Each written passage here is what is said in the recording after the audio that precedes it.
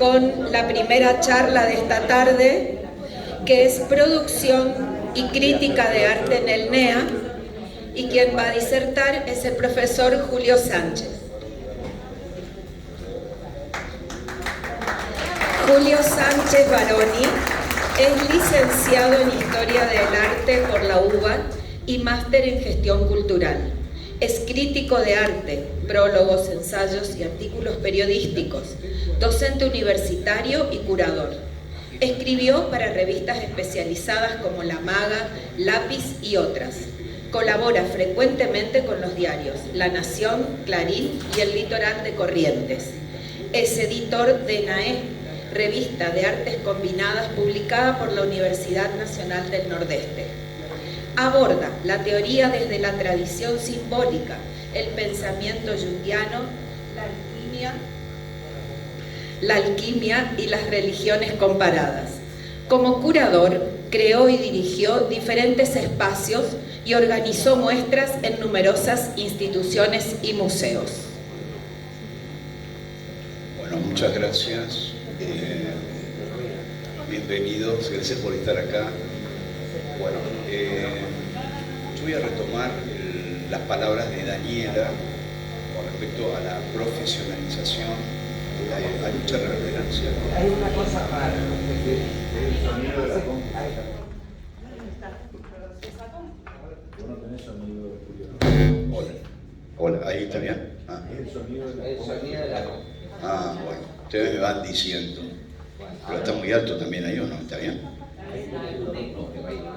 Ah, bueno, muy bien. Después etiquetame. Bueno, yo voy a retomar esto que decía Daniela con respecto a y Silvia. Se fue, bueno, no importa. ¿Dónde está? Acá estoy. Muy bien.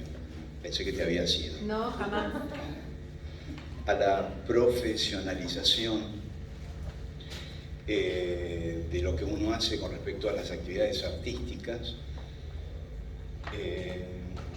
Yo voy a encarar esta charla con un pensamiento que me aborda cada vez que alguien me pide un texto o un prólogo un viernes y me dice lo quiero para el lunes, total es cortito, ¿no?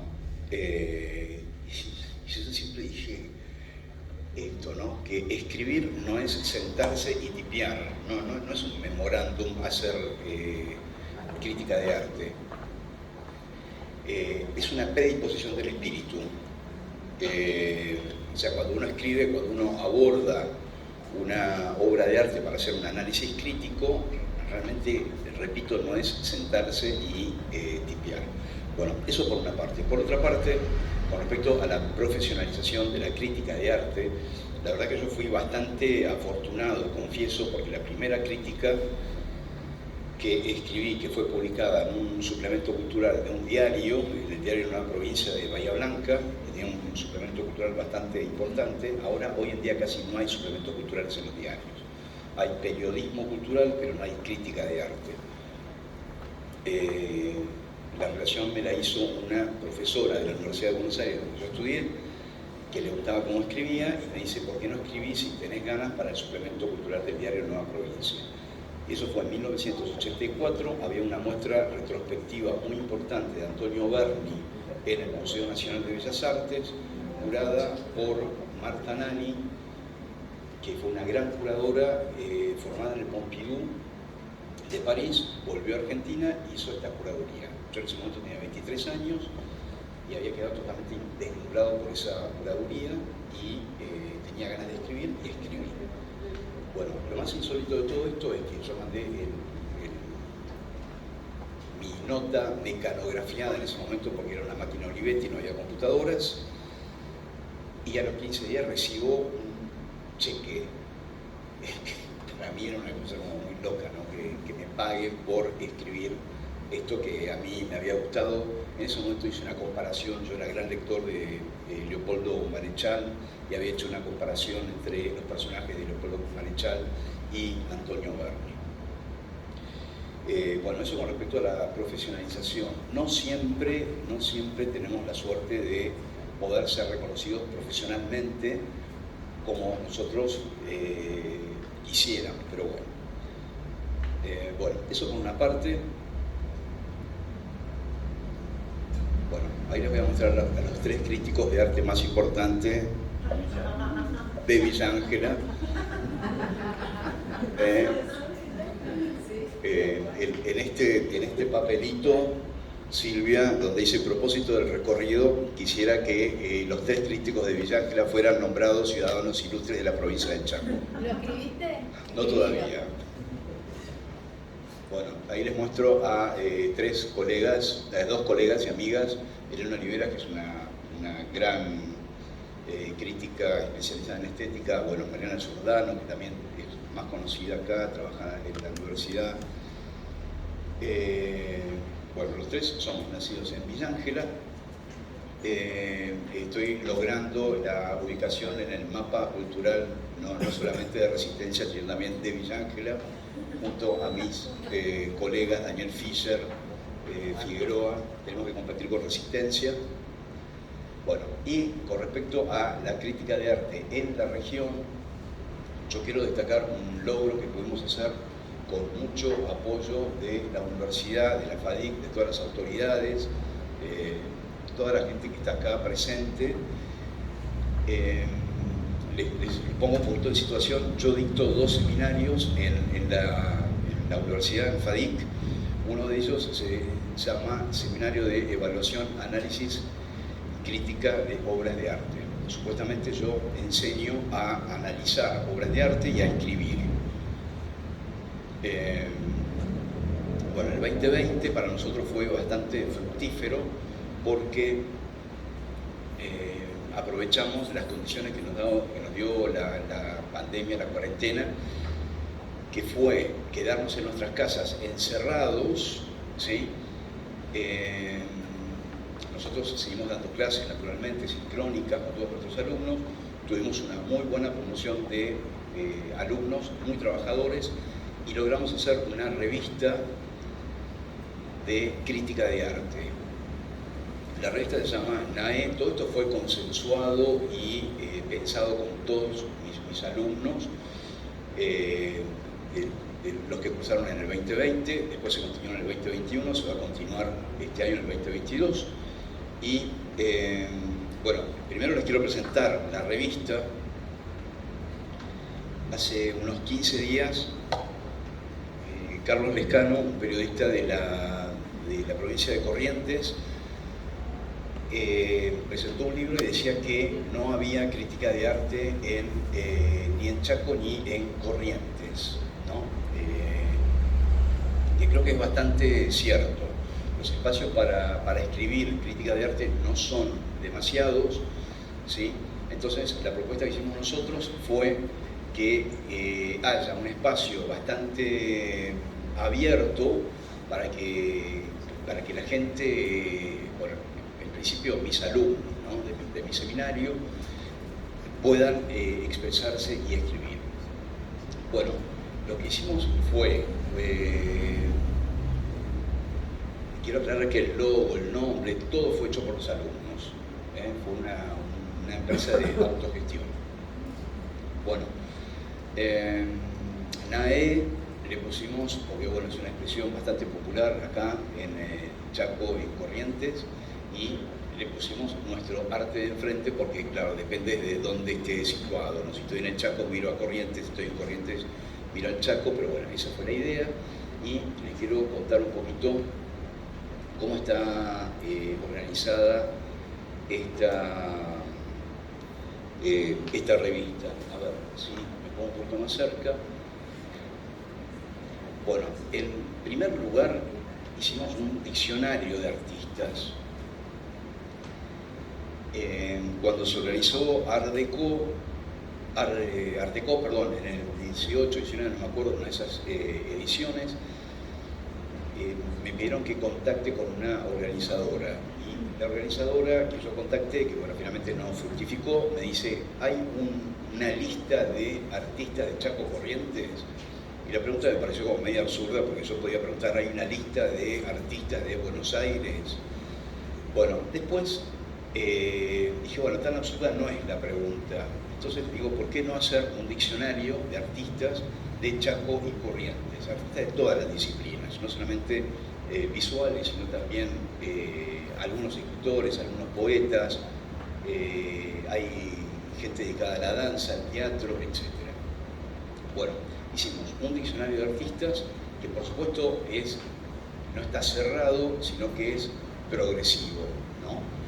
En general, como mis alumnos tienen alrededor de 20 años, conocen ese corte generacional. Falta, vamos a ir completando con otros recortes generacionales. Bueno, luego hicimos una serie de charlas virtuales. A ver, en el 2020 hicimos un ciclo que se llamó, ahí está, El dedo en la llaga, arte controversial. Y la pandemia, o la virtualidad, mejor dicho, nos permitió elegir o invitar a personajes de diferentes puntos del país, donde hablamos de temas candentes en el arte contemporáneo. Bueno, este chico es estudiante avanzado yo había pedido que me apaguen la luz, joven. ¿No se puede apagar la luz? ¿Se ve bien? No, porque como hay mucha luz natural. No salen las cámaras. Mejor. Bueno. Claro. Bueno, se tocaron algunos temas. Por ejemplo, este chico hizo una película muy controversial donde hablaba de la infancia de Hitler, ¿no? Entonces ya el tratar a un personaje tan conflictivo causó muchos problemas. Por ejemplo, la universidad donde él estudia fue como muy repudiado por tomar este personaje, etcétera, etcétera. Y él se planteaba qué es ser políticamente correcto en nuestros tiempos, qué temas se pueden tocar y qué temas no se pueden tocar. Bueno, por supuesto también trajimos a gente que hablaba desde perspectiva de género y los temas que se discuten en el arte contemporáneo. A ver, una cosa más. Bueno, estas fueron las charlas virtuales que están colgadas en las revistas, que se pueden ver, está abierto, es de acceso libre. Luego hicimos ensayos fotográficos, invitamos a cualquier persona que tenga fotografías en formato de ensayo, no las fotos que sacó en el viaje de las vacaciones, sino una cosa con pretensiones un poquito más artísticas. Bueno, reseñas, que fue la práctica en sí de tener muestras disponibles en Chaco Corrientes y hacer un análisis o una reseña de lo que se puede ver. Bueno, diálogos, lo que hicimos fue, como nuestra carrera de artes combinadas, es tratar de hacer dialogar un artista visual con un músico con un actor, actriz, etc. Bueno, el espacio académico, generalmente los chicos de la universidad no siempre tienen posibilidades de publicar sus trabajos, hay muchos que son realmente buenos y lo que hicimos fue un capítulo para que se vayan colgando esos trabajos, sean monografías, tesis, etc. Bueno, hicimos una especie de feria virtual para que artistas, fotógrafos pongan a disposición del público. Nosotros nos desligamos del tema del comercio, pero se hacía una conexión directamente con el artista. Bueno, recomendaciones, que es lo que a cada uno le parecía que era necesario ver. Entrevistas, bueno, que es así como muy claro, eran entrevistas que se hacían a diferentes actores de las artes. Y un último capítulo que llamamos Sin Censura, donde cada uno podía escribir, poner lo que quisiera, así con mucha libertad. Bueno, esa es la estructura de la revista, que es muy fácil de buscar. La revista NAE y ya aparece rapidísimo en los buscadores, y está en la plataforma de FADIC. Así que, bueno, ese es el aporte concreto que hicimos nosotros para la crítica de arte, que es el tema que me trae ahora. Bueno, hicimos esto. Bueno, también participamos en otros debates internacionales con Abrina Lesper, que es una crítica de arte mexicana también muy controversial, porque es extremadamente crítica con el arte contemporáneo. ¿Sí? Hay un vicio con el arte contemporáneo, que se cree que cualquier cosa que haga alguien ya es arte, ¿sí? Y si uno lo critica o está fuera de eso, está como afuera del tren de lo que hacen los jóvenes, etcétera, etcétera. Bueno, Abrina es una crítica, repito, como muy crítica muy dura con el arte contemporáneo. Bueno, de ahora en más. Una cosa, yo lo que voy a hacer en esta charla es un acercamiento personal a la disciplina. No voy a dar una historia de la crítica de arte, porque no tiene sentido. Bueno, ¿qué es ser crítico de arte? No solamente implica escribir un texto en un diario, en una revista, sobre una muestra, sino que hay diferentes formas de hacer crítica. Bueno, uno puede, por supuesto que varían los soportes donde uno puede escribir. No es lo mismo escribir para la revista Temas de la Academia Nacional de Bellas Artes que para el diario La Nación, el diario Clarín, el suplemento Eñe, etc. Bueno, artículos que, por supuesto, varía, repito, de dónde uno los publica, cómo tiene que confeccionar el vocabulario. No sabemos que en la academia exige un vocabulario, el diario exige otro vocabulario. Bueno, guiones para televisión, ¿no? Últimamente yo he visto cosas muy buenas en la televisión, en el canal Encuentro, en el canal A, etc. Yo en algún momento escribí bastantes guiones para un ciclo que se llamaba DNI, de artistas y fotógrafos, ¿no? Uno va eligiendo el punto de vista. Bueno, la curaduría también es una forma de crítica de arte, pero la curaduría bien entendida. O sea, curaduría no es tener un espacio y colgar cuadros, sino tener una idea, un concepto, un vector ideológico, hacer una elección de obras y luego hacer un montaje, que también implica un recorrido.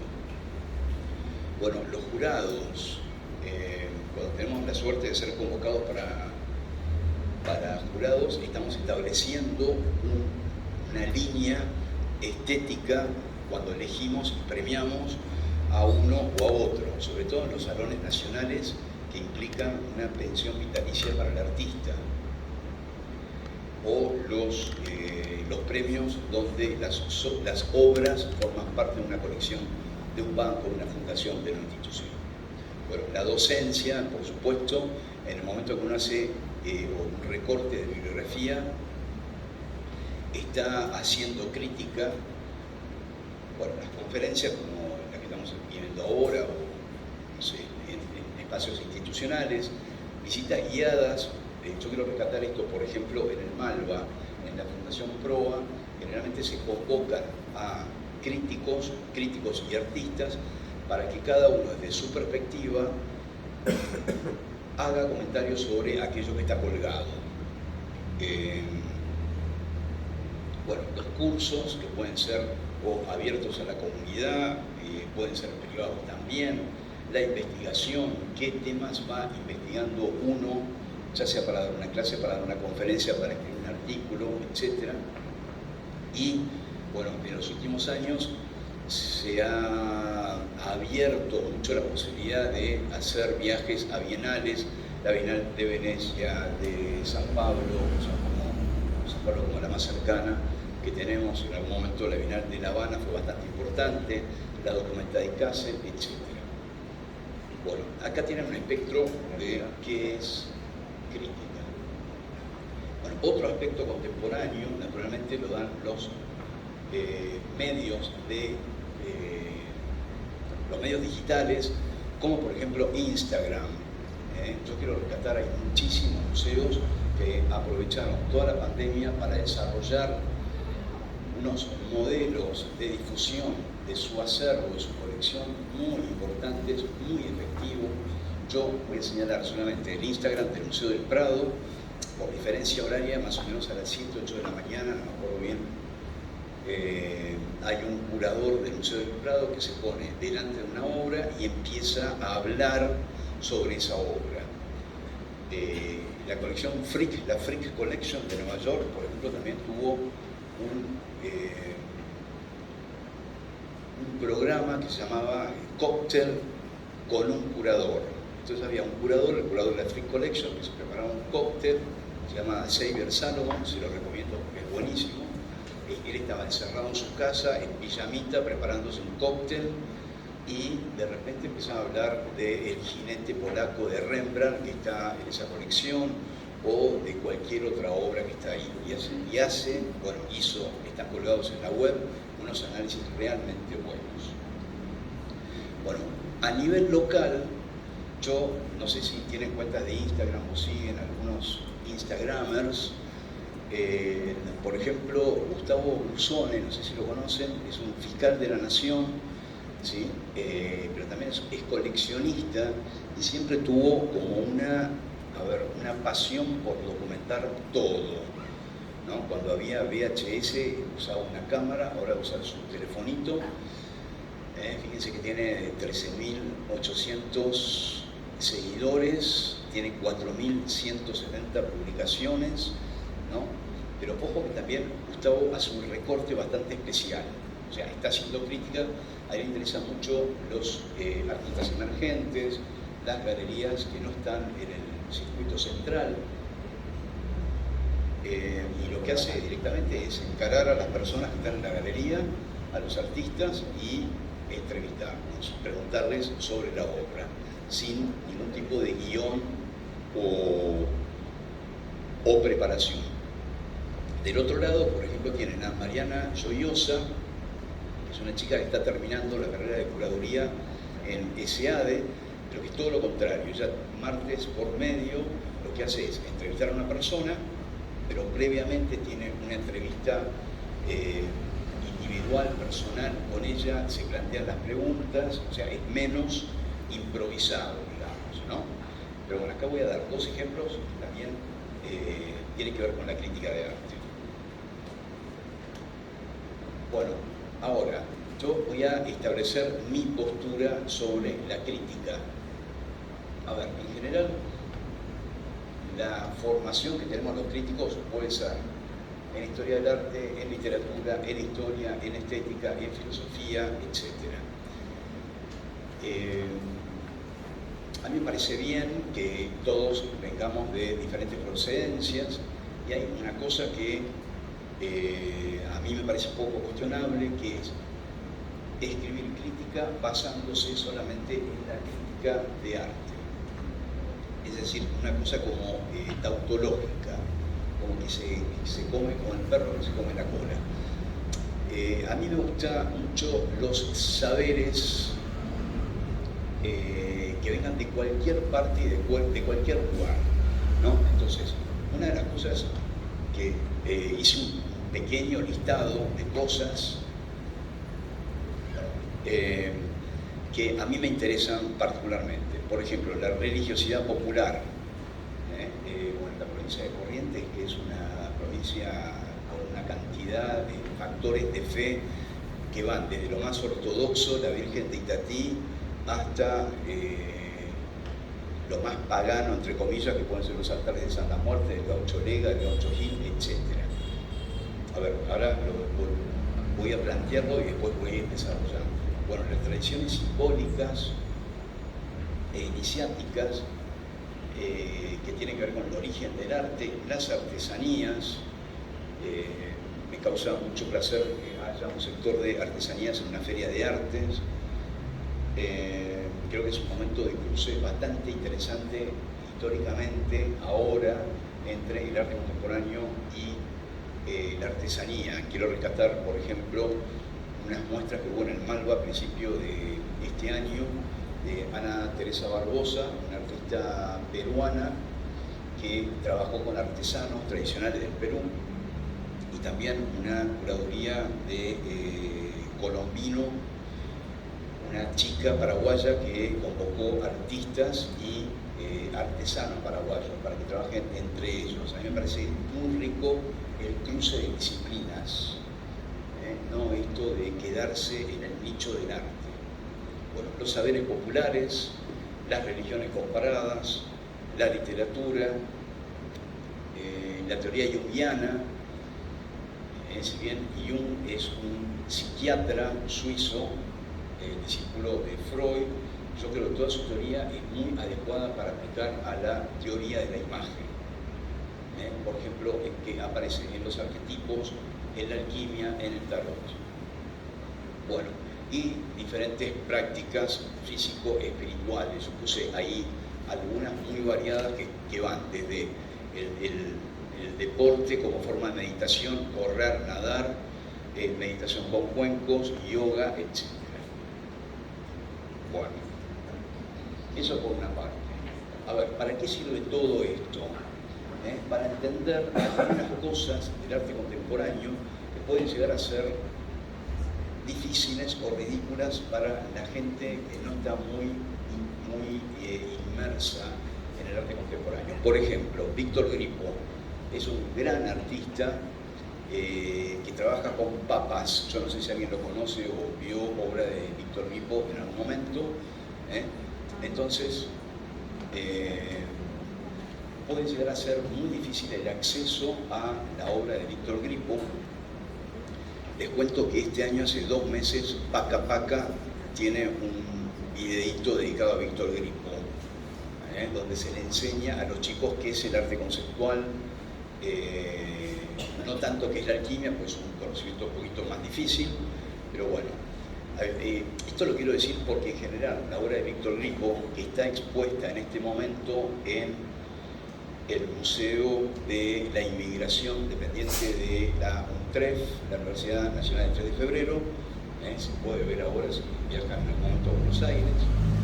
O sea, no es una obra fácil para entrar, repito, las papas, una mesa con platos, con porotos quemados, con una berenjena quemada, etc.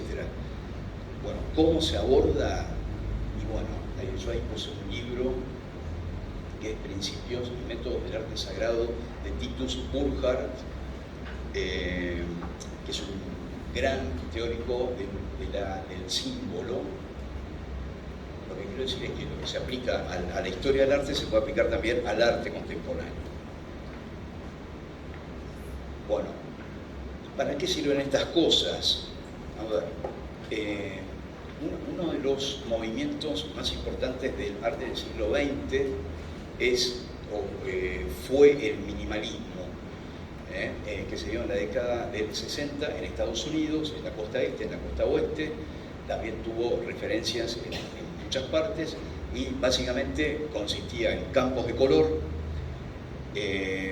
No se puede hablar de Barney Newman o algunos escultores como Dan Flavin, Donald Judd, donde no había demasiada riqueza plástica, no había historia, ni símbolo, ni representación, nada. A la gente le resultaba como bastante difícil de acceder hasta hoy. Bueno, y una de las formas que encontré yo de poder entender estos movimientos fue a través del budismo. Por ejemplo, Yves Klein es un artista francés que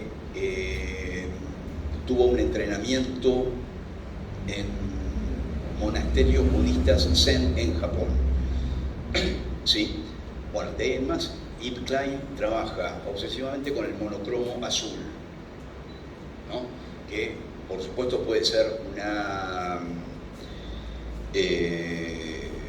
práctica como muy fácil, ¿no? Tener un cuadro, un bastidor azul, pintarlo de azul y exponerlo como obra de arte. Bueno, ¿cómo se entiende esto? Yo creo que con otros conocimientos, en este caso específico tiene que ver con el budismo. O sea, para poder entender el arte contemporáneo un aspecto del arte contemporáneo como es Yves Klein, antes necesito saber qué es el budismo. O sea, no me sirve estudiar solamente historia del arte, tengo que estudiar otras disciplinas. Voy a esto, a este tema de no limitarse a la historia del arte. Bueno, el tarot también es una disciplina que yo vengo estudiando ya hace bastante tiempo, pero desde el punto de vista junguiano. O sea, quiero aclarar que yo no entiendo el tarot como un mecanismo de adivinar el futuro, sino como un espejo de la psique, tal como lo plantea Jung. ¿Sí? Hay mucha bibliografía seria sobre este tema, quiero aclarar. Bueno, en algún momento, bueno, yo vengo trabajando hace mucho tiempo, la gente no entendía cómo alguien con formación académica puede hablar de tarot. Entonces yo no adivino el futuro, yo estoy hablando de arquetipos. El arquetipo es un patrón de conducta. Voy a dar un solo ejemplo. Podría dar 21, pero voy a dar uno solo. Es un patrón de conducta. ¿Qué quiere decir? Por ejemplo, el arcano 12 se llama el colgado, ¿sí? Y es el momento en que nosotros estamos colgados, en el sentido popular del término. Es decir, no avanzamos, no podemos ir ni para atrás ni para adelante. Es como en las puertas del tren automáticas o del subte o de lo que sea nos atrapan y no podemos ni salir ni entrar. ¿Sí? Los arquetipos tienen dos polaridades, positiva y negativa. La polaridad positiva es sacarle provecho a esta situación. A ver, por ejemplo, hay una pregunta que me gusta hacer mucho todo este tiempo, es ¿cómo pasaste la pandemia? ¿No? Hay gente que la pasó muy mal, que no pudo adaptarse, y hay gente que le sacó mucho provecho. No sé, me ha pasado con gente que escribió libros, ¿no? Que aprovechó que no estaba distraído con las salidas, con las obligaciones, etcétera, o que recapituló cosas que había hecho, etcétera, le sacó muy buen provecho. Y hay otra gente que no, que la pasó mal, que necesitaba tener vínculos sociales, salir, etcétera, y que no se pudo adaptar. Esa es la polaridad de positiva y negativa, repito, de el colgado. Una situación que me excede, puede ser una enfermedad, una depresión, un viaje que se anuló, una cuarentena, una pandemia, etcétera, donde yo no puedo hacer nada, ¿no? Bueno, ese es el arquetipo. Hay una obra de un artista chino que se llama Kai Kuo-Qian, que quizás sea más conocido porque hace performance con pólvora. Estuvo en la Fundación Proa hace unos años, hizo esta obra bastante fuerte. A ver si la pueden ver. Es una cantidad de lobos, ¿sí?, que se chocan contra es una manada, ¿no? Una manada de lobos que se chocan contra una pared, caen, se lamen las heridas, ¿sí?, pero ven que la manada sigue haciendo lo mismo y entran en un círculo infinito de seguir la manada. ¿Okay? Bueno, fíjense que esto naturalmente tiene muchas lecturas. Bueno, esto de no asumir la propia individualidad, para no quedarse afuera, seguir la manada, a costa del dolor, el sufrimiento, la caída, la herida, etc. Entonces, lo que yo estoy haciendo acá es interpretar arquetípicamente esta obra. ¿Por qué? Porque acá los lobos no avanzan, están circulando todo el tiempo. Entonces, para mí, se puede leer como el arquetipo de el colgado. ¿Sí? Bueno, este es un ejemplo. Ahí tienen detalles. Aclaro, los lobos están hechos con piel de oveja, no son lobos embalsamados. Bueno, hace poco Catalina Chervino, una artista correntina, expuso en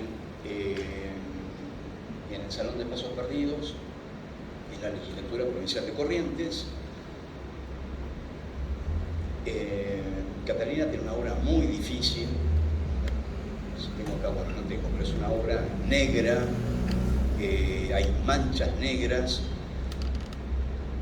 Bueno, atrás está la obra de Catalina, y la verdad que fue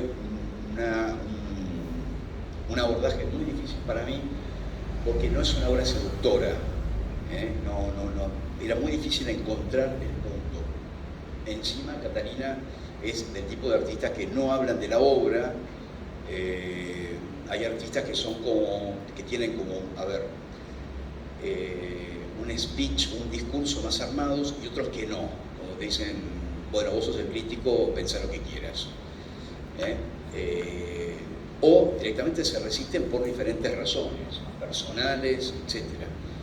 Bueno, en el caso de Catalina, yo lo que hice fue tratar de entender la obra desde el punto de vista de la alquimia. Bueno, voy a aclarar que el abordaje de la alquimia también es junguiano. Jung descubre, leyendo textos alquímicos de primera mano, recordemos que él es suizo, entonces está cerca de bibliotecas europeas donde puede acceder a esta bibliografía. A nosotros nos resulta más difícil, descubre que el individuo tiene 3 procesos que él va a llamar proceso de individuación para convertirse en un individuo, indiviso, ¿sí? No un ser, a ver, ¿cómo puedo decir?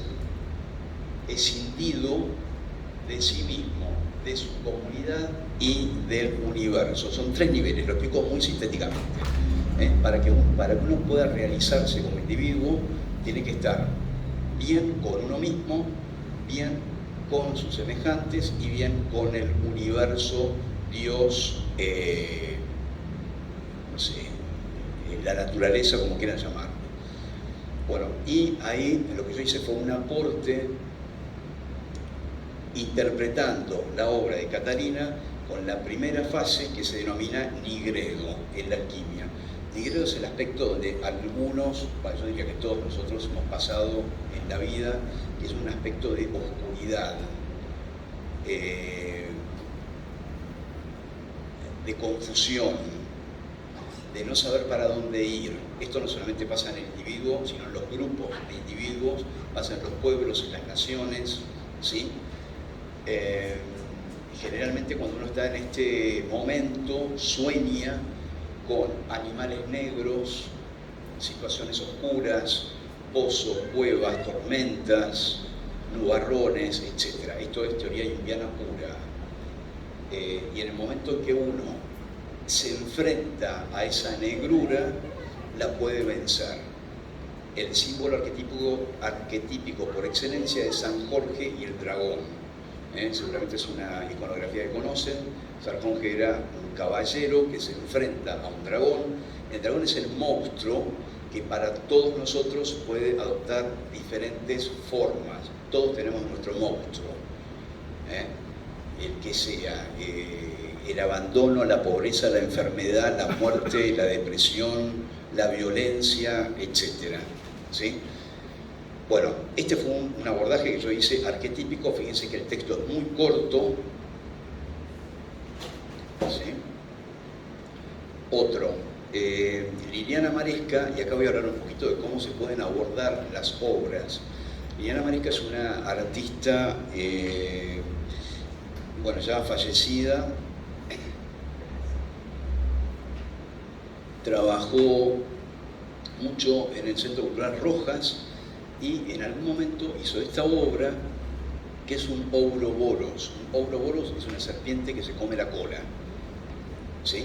Que es una imagen netamente alquímica y que tiene que ver con esta situación de no poder salir del círculo, que repito, a veces es positivo, a veces es negativo. Esto lo hizo, fue una obra bastante desafiante porque la hizo en la Facultad de Filosofía y Letras, y lo que hizo fue romper libros de lectura obligatoria para los estudiantes de filosofía, de letras, de historia del arte, de geografía, bueno, todas las carreras que se cursan en la universidad, armó una estructura de metal y las escamas de esta serpiente eran las hojas de estos libros, ¿no?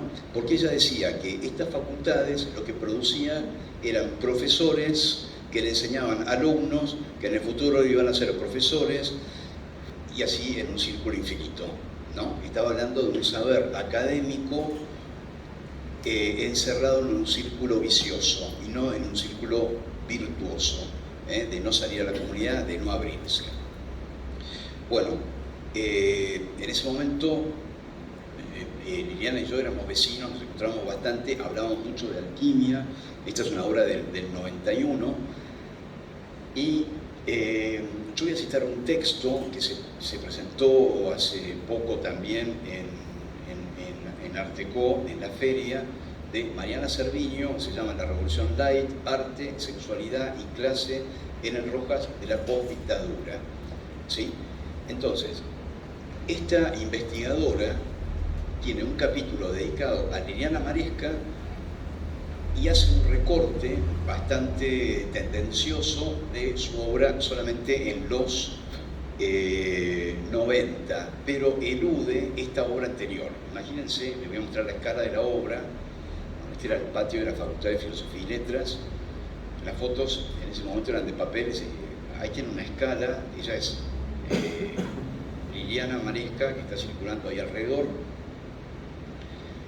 A ver, esta obra está excluida de la bibliografía del arte argentino porque no se entiende muy bien qué es un ouroboros o qué es esta figura alquímica. Entonces insisto en poner acento sobre otra cosa que no sea el canon estético del momento. Bueno, a ver, no quiero hacer esto muy largo, voy a saltar un poquito. Ahí son todas cuestiones que a mí me enriquecieron muchísimo cuando, si bien yo nací en el Chaco, me eduqué en Buenos Aires, primaria, secundaria, universidad, pero bueno, en los 90 yo empecé a volver a trabajar por diferentes razones y nada, por ejemplo, estas expresiones populares que hay en Ituzaingó y otras ciudades correntinas, como la celebración de Ángeles Somos, bueno, el Gauchito Gil, esta es una obra de Norma Caponcelli, bueno, la cerámica Mocoy. Voy a dar un ejemplo más. Bueno, a ver, voy a hacer un recorrido así como muy rápido, porque no quiero que sea muy largo. En los 90, por ejemplo, el Gauchito Gil no era conocido en Buenos Aires. Era como la difunta Correa en San Juan, era una devoción muy regional. Bueno, yo me di cuenta, siendo jurado de algunos premios o visitando talleres, que sin embargo había muchos artistas que estaban interesados en el gauchito. Bueno, organizé una muestra que se llamaba Altares Populares del Gauchito Gil, que fue como bastante inaudita porque uno de los artistas, Sergio Gravier, armó un altar artístico con figuras del gauchito, velas, paños rojos, etc. Y se corrió la bola entre los taxistas de ese lugar que había un altar del gauchito. Entonces los taxistas pasaban por ahí, dejaban su auto y encendían velas, dejaban exvotos.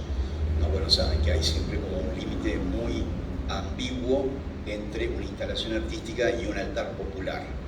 Bueno, esto estaba pensado para 15 días y terminó durando 3 meses, porque no paraba de venir gente. Pero repito, me interesé por el Gauchito Gil y a partir de eso armamos esta muestra.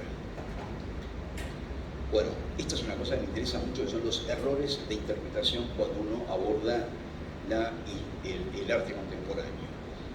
Por ejemplo, esta es una obra de Claudia Melo, que es una obra digital, donde había una especie de rueda de tipo hámster con un cerdo, una serpiente y un gallo. Bueno, al resto esto fue un premio Yo estaba de jurado con otros colegas y la rechazaron inmediatamente. Digo, no, que es arte digital, no, pero no porque sea arte digital.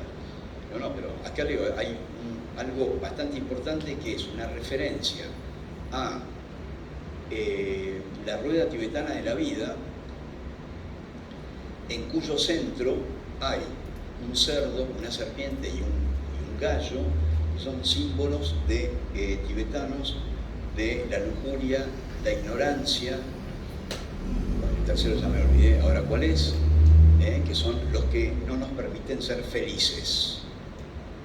Son los venenos del alma, dicen los tibetanos. Bueno, y después este otro ejemplo que me gusta dar bastante es una colega viene a Chaco y quiere comprar una cerámica Mocoy.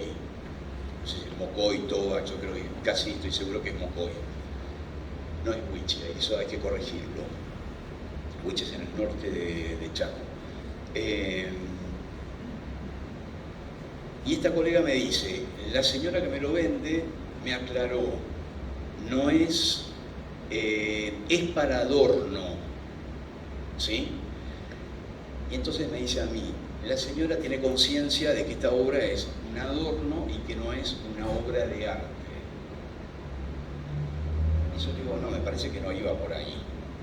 Me parece que la señora desea que no es un utilitario y que se usa para adorno, ¿no? Es muy difícil que una señora de la colonia El Pastoril haya accedido a un museo. Primero, que no hay tantos en el Chaco, y segundo, bueno, todos sabemos que es una triste realidad, la gente no va mucho a los museos, salvo un círculo muy cerrado de los que integramos este circuito, ¿sí? Bueno, la pregunta es sobre la interpretación.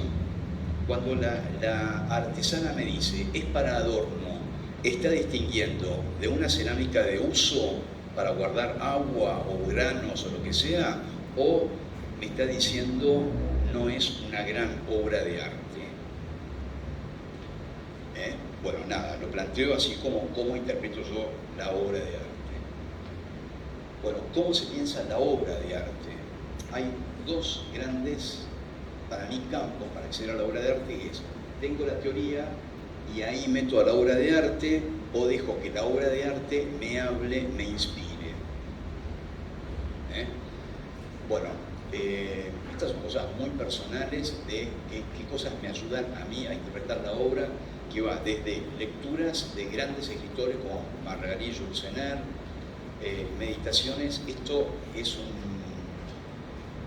el claustro de un monasterio benedictino de la provincia de Buenos Aires, que en el medio tiene un jardín zen. Esto es una cosa rarísima, pero es así. Fíjense cómo se cruza el monasterio benedictino, que es una orden muy antigua del cristianismo, con un jardín sin flores. Bueno, acá sí tiene puestos pampa húmeda, así que hay follaje de sobra, pero la idea es tener un campo con arenado, con piedras y una luz. Bueno, a ver, yo quiero rescatar esto en el arte, que es la intuición que está muy presente en un arcano del tarot, que es la papisa. El arcano 2 habla del secreto que tenemos escondido todos nosotros. Es una mujer que tiene un libro en la falda, que lo está protegiendo, y entre otras interpretaciones, este arquetipo es el de descubrir cuál es nuestra riqueza interior. Y voy a rescatar esta frase de David Lynch, que es un director de cine. Dice, uno debe abandonarse a su intuición. Sabemos más de lo que creemos. Yo creo que uno de las cuestiones que pueden entorpecer un poco la academia es esto de sepultar la intuición que tenemos todos, especialmente cuando estamos frente a la obra de arte. Bueno, a ver, se me está haciendo esto muy largo, no los quiero aburrir. Pero bueno, quiero rescatar esto, ¿no? Cómo puede la intuición estar devaluada justamente en el arte. Y esta es una especie de recetario que escribí en algún momento sobre cómo motivarse para escribir una crítica de arte. Escribir, repito, no es fácil. Yo escribo desde los 20 y pico de años hasta ahora y siempre es un terreno conflictivo. Bueno, en primer lugar, yo creo que tiene que haber una motivación. Si uno no está motivado, si uno tiene que escribir un texto obligadamente, no tiene sentido. Y si no hay motivación, hay que buscarla. Hay una palabra que a mí me gusta mucho en español que es entusiasmo, ¿sí? Que tiene una raíz muy linda. Es en, que es adentro, Zeus, que es, bueno, como el dios griego Zeus o Dios. Y luego la palabra asma, que tiene que ver con asma, ¿no? Pero el asma como el soplo vital, que para los hebreos es ruach, para los hindúes es prana, para los griegos es neuma. El entusiasmo es tener un soplo vital de la divinidad adentro. Bueno, otras cosas que me ha pasado, por ejemplo, mirar meticulosamente la obra de arte. A mí me ha pasado en algunos jurados que el artista manda un detalle de la obra y la obra completa. Y me pasó que una colega me dice, mandó 2 obras. Pero no mandó 2 obras, mandó la misma obra con un detalle para ver. O sea, en general esto parece como muy básico, repito, pero hay que hacerlo muy meticulosamente, que es mirar la obra entera. Bueno, estructurar el texto mentalmente. Yo no creo mucho en el devenir de la conciencia cuando uno hace crítica, sino que hay que hacer una introducción, un desarrollo, un final. Cuidar el estilo. Para mí es muy importante el estilo, hay que darle un tono al texto para poder seducir al lector. Bueno, verificar los datos una y otra vez. Hoy en día es muy fácil con la web, a ver si uno está equivocado o no. Bueno, buscar un lector, a veces uno está como muy encerrado en el texto y le cuesta salir de eso. Bueno, humildad frente al texto, esto sí lo quiero rescatar. Los franceses tienen un modismo que a mí me encanta, que es la miserable vanidad de los sabios. ¿No? Esto de que porque uno tiene un título se cree superior a los demás o que cree que tiene un poder del conocimiento sobre los demás, me parece que hay que desterrarlo. Uno puede aprender de todos todo el tiempo. Generosidad hacia el lector, no escatimar información ni oscurecer el texto. Generalmente hay algunos críticos que, usando academicismo de moda, creen que son como más efectivos que otros. Bueno, yo voto por el humor, pero el humor a lo Oscar Wilde, digamos, con un poco de cinismo, no el humor de Porcelio Olmedo, con todo el respeto, no el humor vulgar. Bueno, otra cosa también que me interesa en la crítica es la inteligencia emocional, que es algo que no está desarrollado. En algún momento yo me encontré con un documental de la BBC donde se le pedía a los niños que traten de identificar sus emociones. Yo creo que después eso no siguió más, no sé por qué razón no se exploró más. Pero yo creo que es muy importante la inteligencia emocional frente a la obra de arte. Bueno, la diferencia fundamental de escribir crítica de arte y texto académico. Yo veo que generalmente los textos académicos se alargan, los textos como chicle, y lo que se puede decir en 10 renglones se dicen 20 páginas. No tiene sentido.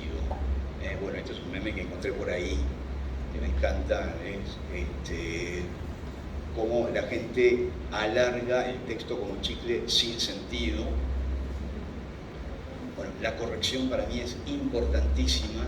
Yo creo que hay que escribir lo que a uno le sale y corregir 20 veces. Marguerite Jules Senner decía que pasaba más tiempo corrigiendo que escribiendo.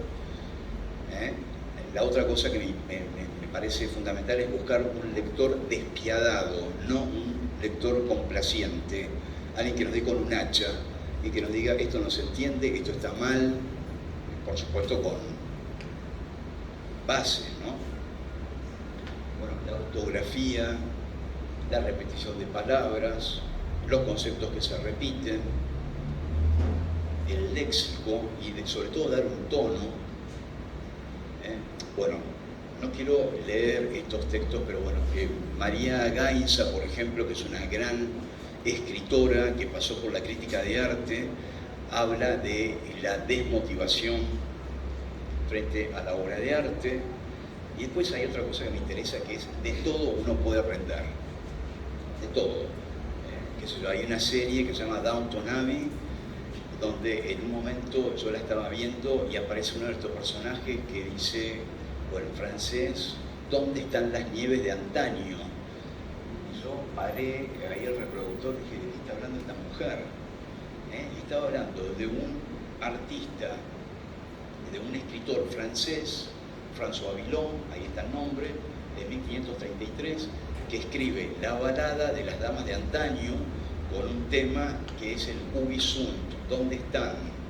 Bueno, esto lo marco. También en este momento, en esta misma serie apareció un texto latino que es Sic Transit Gloria Mundi.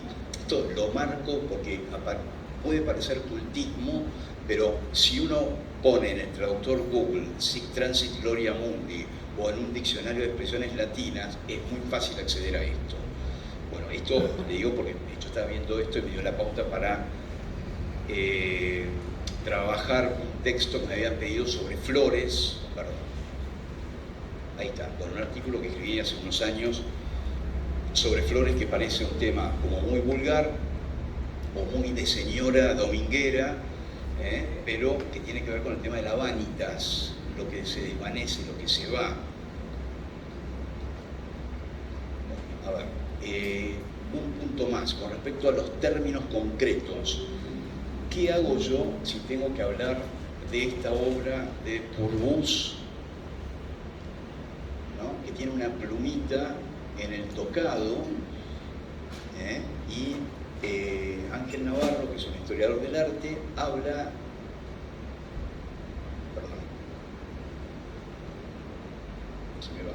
habla de esta plumita como si fuera, con el término correcto, que es aigrette.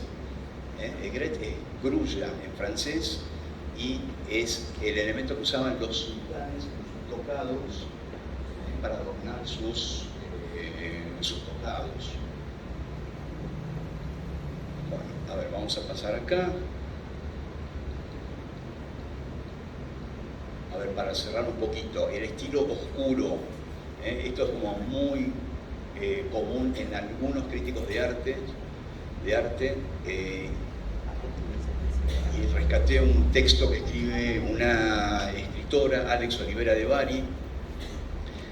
Dice, este modo pseudo-intelectual con que algunos críticos escriben, un lenguaje forzado, contorneado, retorcido, que trata de esconder una superficialidad, una falta de entendimiento y una incapacidad para comunicar. Uno ve una sola idea expresada 3 veces como si fueran varias capas de complejidad, pero no es así. Es solamente lo concreto lo que construye una pared. Bueno, esto me remito a este exceso de cultismos académicos que, no sé, tienen la pretensión de ser más cultos cuando están oscureciendo el texto. Bueno, prioridades para escribir crítica de arte. Bueno, esta fue una foto que me sacaron en algún momento, que tenía una charla con un artista y me pareció muy clara para ver que primero está la obra, después está el artista los datos biográficos, las intenciones, etc. Y finalmente, la subjetividad del crítico. Son formas de abordar la crítica, por supuesto puede haber otras, pero bueno, esta es a la que yo apuesto. Bueno, ¿qué más? Después hay un punto donde algunos críticos se dejan enceguecer por los premios de los artistas y hablan del premio que ganó el Conex, la participación en la Bienal, etcétera, etcétera. Y yo rescato una obra que hizo este chico, Mariano González, con mucha ironía, que fue, dice, los artistas tendrían que tener bucardas como tienen los coroneles o generales del ejército, ¿no? Y presentarse en su currículum y decir, y estuve en Arteba, me escribieron un artículo en ENI, gané el premio Petrobras, etcétera, como una ironía, ¿no? De que es más importante el currículum externo que las motivaciones del artista. Bueno, y ahí nuevamente vuelvo a Jung, que en un libro que se llama Recuerdos, Sueños y Pensamientos, dice Jung, las circunstancias externas no pueden sustituir a las internas. Por eso mi vida es pobre en acontecimientos externos. Esto es tremendo. Dice, mi vida es pobre en acontecimientos externos. De ellos no puedo decir gran cosa, porque lo que dijera me parecería vacío o trivial. Solo puedo comprenderme a partir de los sucesos internos. Constituyen lo peculiar de mi vida y de ellos trata mi autobiografía. ¿No? Repito, a veces uno está como muy enceguecido por el currículum del artista, pero se olvida de otras cosas. Bueno, vamos a pasar esto porque se me está haciendo muy largo. Bueno, cuestiones de estilo que también me parece que hay que cuidar cuando uno escribe. Hay una cosa que yo detesto profundamente en la crítica de arte, que es el uso del superlativo. Cuando se dice uno de los artistas más importantes, me hace acordar a Tinelli cuando dice una de las mujeres más lindas del país, o Iván de Pineda cuando visita una de las ciudades más lindas de Holanda. Entonces, para el Día del Periodismo yo siempre posteo esto, digo feliz Día del Periodista, excepto para los que usan y abusan de los superlativos. Es un lugar como muy común y muy detestable. Bueno, a ver, recomendaciones sin leer demasiado. Abelardo Castillo es un escritor argentino que escribe Ser escritor, donde da muy buenos consejos para escribir. Bueno, vamos a pasar. Estos son todos ejemplos. Bueno, y estos son los memes que me encanta mostrar sobre la importancia de los acentos. Y nada, esto lo digo irónicamente, pero voy a citar un caso. Bueno, esto lo habrán visto en algún momento que circulaba por ahí. Yo sería más o menos un adepto de Tomás de Magie Marquis de Fabra, que era un aristócrata decapitado en la Revolución Francesa, y cuando le leyeron su orden de pena de muerte, señaló que había 3 errores de ortografía. Entonces, este quedó como el mártir de la ortografía. Estos son los dibujitos que circulaban ahí en el momento. Dice, veo que ha cometido 3 errores y lo decapitan igual. Yo sería uno de esos. Bueno, miren este obituario que publica ni más ni menos que María Kodama. Todos sabemos quién es, viuda de Jorge Luis Borges, cuando muere Odiseas Georgados, que es el famoso inventor del mantecol, que era un griego amigo de la familia. Y el obituario dice: la presidenta de la Fundación Internacional, Jorge Luis Borges, María Kodama, y demás miembros del directorio despiden a su querido amigo, representante del honorable pueblo griego, en cuya lengua Borges me pedía que le leyera obras de su espléndida literatura. Acompañamos a su familia en este triste momento. Bueno, y no sé si lo conocen, Axel Kuchevatsky, que es un crítico de cine, empezó a analizar esto. Dice, el salto de la tercera persona del plural, o sea, la presidenta y los demás miembros del directorio, la vuelta a la tercera persona, el salto de la tercera del plural a la primera persona del singular. Entonces María Kodama dice, Borges me pedía que le leyera, y luego salta nuevamente a la tercera persona del plural. Acompañamos a su familia. Bueno, esto fue así entre el círculo de intelectuales como el hazme reír, porque digamos que María Kodama escriba de este modo era tremendo, ¿no? O sea, yo creo que se puede respetar el aula popular, pero no a este nivel. Bueno, vamos a cerrar acá. Bueno, y todo esto vamos a terminar diciendo, en realidad, la crítica de arte se puede reducir a pocos renglones, a pocas líneas, y a veces hasta es innecesaria. Entonces, este es un cuadro de Salvador Rosa de 1640, que dice, o cállate o di algo mejor que el silencio. Para aportar algo en crítica hay que decir algo sólido, si no, no hay que decir nada. Y esta otra obra que también me encanta, directamente podemos prescindir de la crítica de arte y disfrutar de la obra. Bueno, nada más, muchas gracias.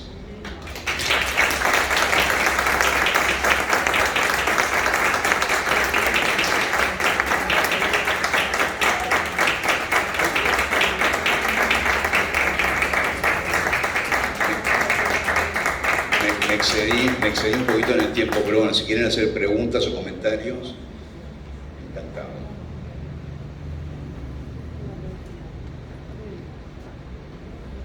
Bueno, lo saboteé, pensé que iba a ser 1 hora y se me fue a 1 hora 20.